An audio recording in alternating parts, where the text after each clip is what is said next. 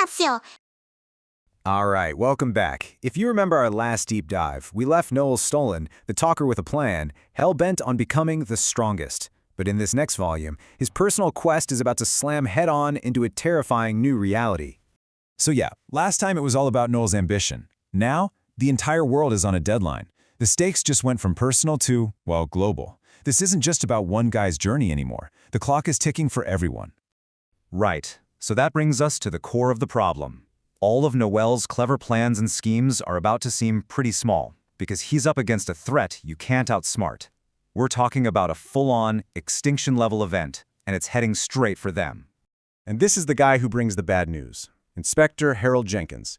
He's not here with some side quest, nope. He's basically the harbinger of doom. And remember that monster? The one that destroyed Noel's home and killed his grandfather? Well, it's back. It's way stronger, and it just completely wiped a major clan off the face of the earth. The threat level here is just off the charts. This beast is about to evolve into something called a Valiant, which is a monster with an abyssal depth of 13.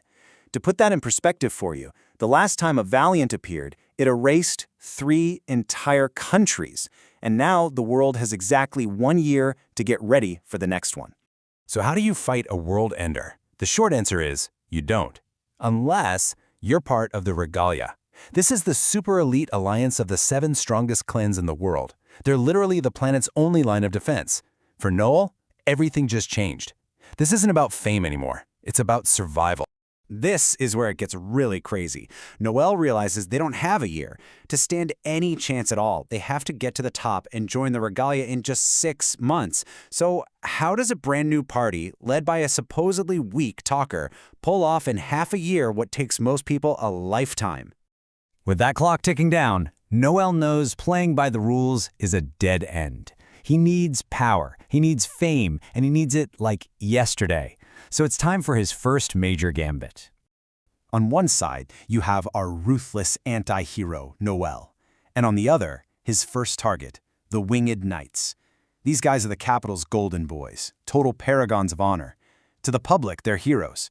But to Noel, they're just the first domino he needs to topple. See, this is what makes Noel so brilliant and so dangerous. He has zero intention of fighting them head-on. Instead, he targets their greatest strength, their unity. He lures them into a competition and then just systematically turns them against each other, using their own pride and loyalty as a weapon until it completely destroys them from the inside. So get this. While the Winged Knights are tearing each other apart fighting this massive beast, what's Noel and his team doing? They're literally having a picnic, watching the show. They just let the monster and Noel's psychological warfare do all the heavy lifting. It's only when the so-called heroes are at their absolute lowest that Noel decides to make his move. Once the knights are broken, the rest is easy. Noel's team swoops in, takes down the beast, and the trap is sprung. Just like that, the heroes of the capital are publicly humiliated and forced to disband, all according to Noel's perfectly crafted plan. But defeating them, that was just step 1. The real prize was their leader, Leon. Noel swoops in, recruits the broken hero, and basically absorbs all the prestige the Winged Knights ever had. With that, a new power is born, the clan Wild Tempest. Okay, so prestige is one thing, but to even get in the same room as the Regalia, Wild Tempest needs a mountain of cash and a whole lot more power. This leads Noel to his next scheme, and honestly, it might be his most controversial one yet. Noel's next move is just pure audacity. He doesn't go after another clan, no. He targets a man on death row. His name is Hugo Capella, an S-tier puppeteer, a living weapon, and a convicted serial killer known as the Bloody Taxidermist. So that's the million-dollar question, isn't it? How do you recruit a living legend when the whole world is convinced he's a monster and he's locked away in a maximum security prison? You're talking about a legal and social nightmare. At a massive seeker symposium, Noel gets up and doesn't just argue Hugo's innocence, he completely obliterates the prosecution's case. He exposes a 2-year-old government conspiracy, proving the Department of Justice framed Hugo just to hide their own screw-ups. In a single speech, he lights a political firestorm.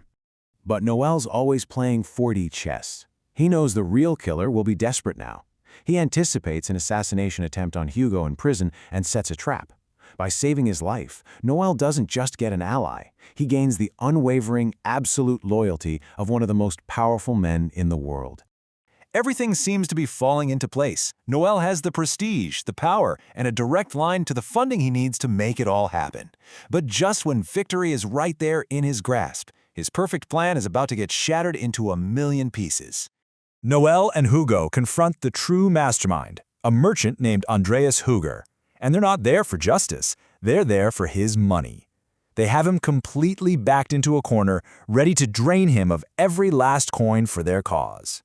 And Andreas caves. He's about to transfer an absolute fortune to Wild Tempest, enough to launch them straight into the regalia overnight. Victory is so close they can taste it. This is it. The final piece of the puzzle is about to click into place. The perfect plan is about to have its perfect ending. And then, chaos. Andreas Hoger's head literally explodes into a swarm of flies. All of it, the money, the leverage, the entire plan, gone in a flash. It turns out, Noel isn't the only puppet master in this city. Yeah, this was no accident. This was a hit, ordered by a brand new player, a cunning foxwoman named Mala Bulje. She didn't just kill Andreas, she surgically removed Noel's funding to deliberately force his clan into a new, deadly conflict of her own choosing. Noel has played heroes and governments like a fiddle, but now he's facing a rival who's just as ruthless and twice as mysterious. With the doomsday clock still ticking and his grand plan in ruins, Noel has to hunt an enemy who lives in the shadows. The next gambit begins, and we'll break it all down in our next explainer on Volume 3. Plot Casio.